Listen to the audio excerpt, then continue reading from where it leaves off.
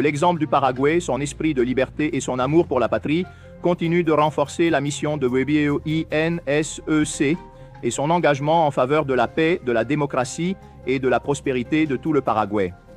Tous les pays des Amériques. Inspiré par la tactique du mur du BOP, le Paraguay a lancé une opération de confinement à la frontière, visant à empêcher la migration des criminels du Comando Vermelho et du Primeiro Comando da Capital. Un autre pays s'est joint à la lutte contre le narcotrafic qui hante le Brésil.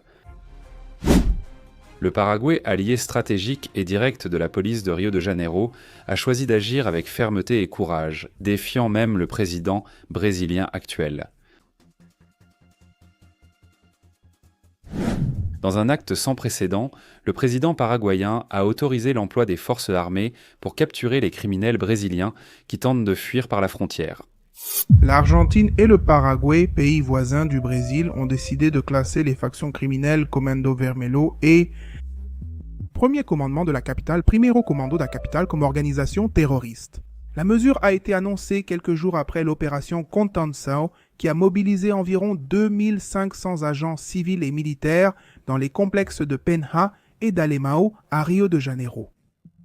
La décision a été prise après la méga-opération de la police civile et de la police militaire à Rio, qui a neutralisé plus de 100 membres de factions ayant refusé de se rendre.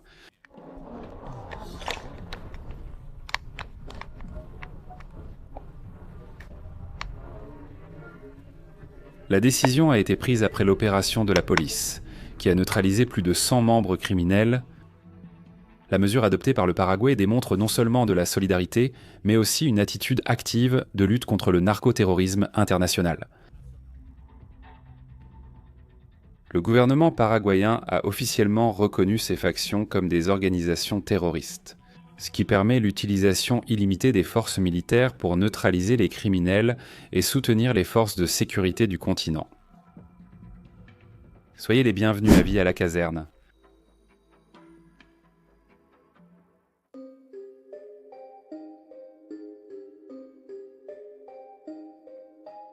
La mobilisation de l'élite des forces armées paraguayennes prouve que le pays refuse d'abriter des criminels.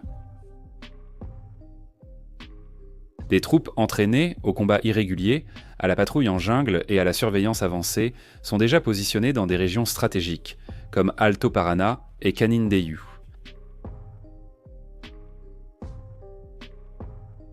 Grâce à des armements modernes, des drones et des véhicules blindés légers, le Paraguay renforce sa frontière pour lutter contre la criminalité transnationale.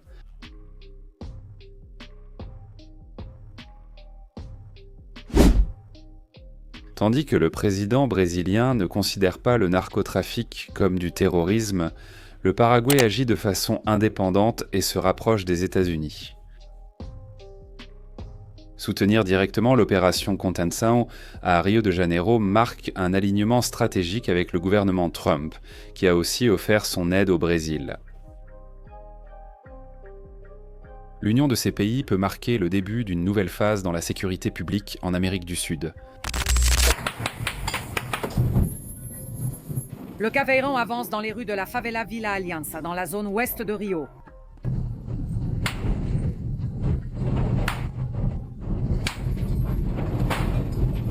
La policière prévient, les trafiquants utilisent des armes lourdes. Les tirs éclatent dans l'air. La conductrice essaie d'échapper à l'encerclement des bandits. La méga-opération à Rio de Janeiro a marqué un tournant dans la lutte contre la violence qui terrorise les villes brésiliennes. Des factions dominant des communautés depuis des décennies. Elles ont affronté des troupes d'élite, telles que le Bataillon de Operações e Policiais Especiais et la Coordenação de Recursos Especiais, démontrant au monde les capacités des forces brésiliennes. Les gars, ne laissez pas les images cacher la vérité, ne laissez pas. Vous savez pourquoi ils sont morts dans la brousse? Parce que nous avons des centaines de vidéos, là où ils courent, vers le refuge de la brousse. C'est pour ça qu'ils sont morts dans la brousse, tu comprends? C'est pour ça. Tu sais pourquoi ils sont en sous-vêtements par terre? Tu sais pourquoi? Sans chaussures, parce qu'ils ont couru nus. C'était quoi ça? Un baigneur. Réfléchissons. Ils sont nus parce qu'ils étaient en uniforme, bordel. Pourquoi ont-ils enlevé les treillis? C'est pour ça. Pourquoi y aurait-il plein d'hommes en treillis allongés là par terre? Ça, on ne le remarque pas, on ne le voit pas. N'est-ce pas? N'est-ce pas? J'ai déjà entendu des gens dire « Ah, si on enlève le fusil, c'est un être humain ?»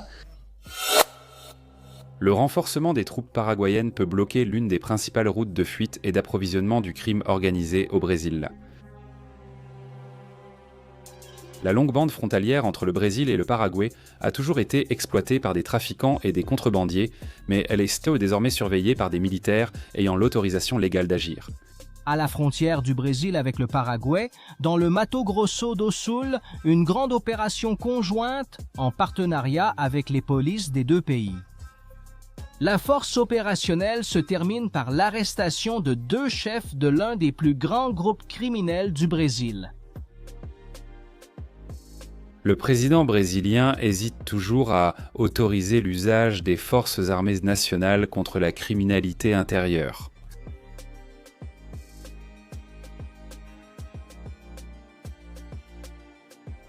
Étrangement, lors d'événements internationaux comme le G20 ou la conférence des parties E30, le gouvernement décrète sans hésiter la garantie de la loi et de l'ordre.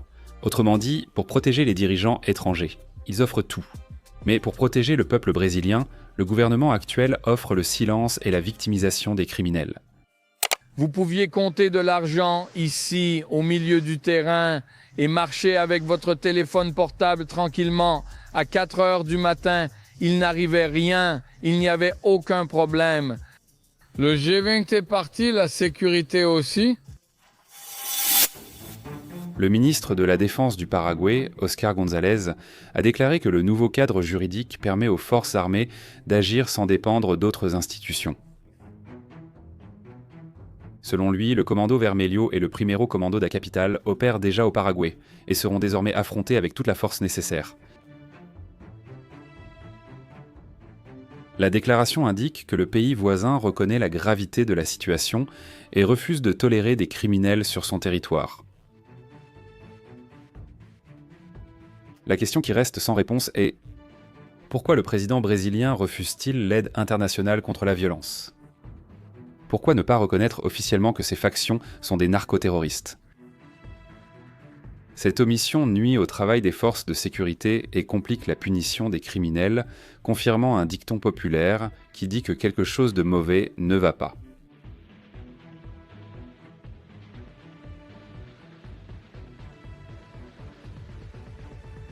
La vérité, c'est que des pays comme les États-Unis, le Paraguay et l'Argentine se soucient davantage de la sécurité du peuple brésilien que le gouvernement fédéral lui-même.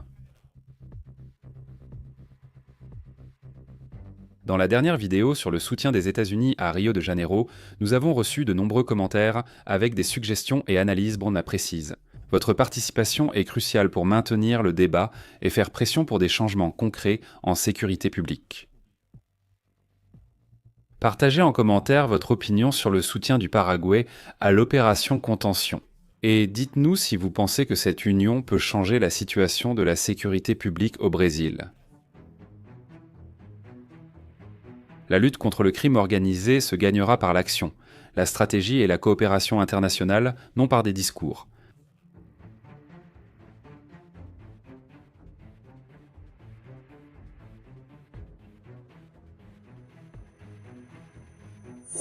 Soudain, ils semblent tomber sur un groupe de bandits et sont attaqués par des dizaines de coups de feu. 2 policiers tombent au sol, roulent pour se protéger. L'un d'eux est blessé à la main, l'autre au ventre. Et il appelle des renforts par téléphone.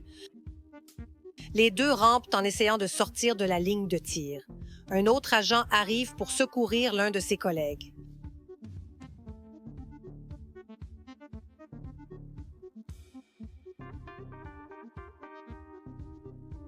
Le Paraguay et les États-Unis l'ont compris, mais le président brésilien actuel semble vivre dans un monde parallèle.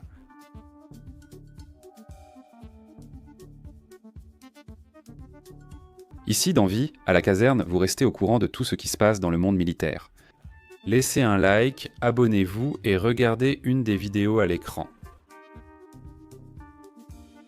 En avant, combattants! À la prochaine!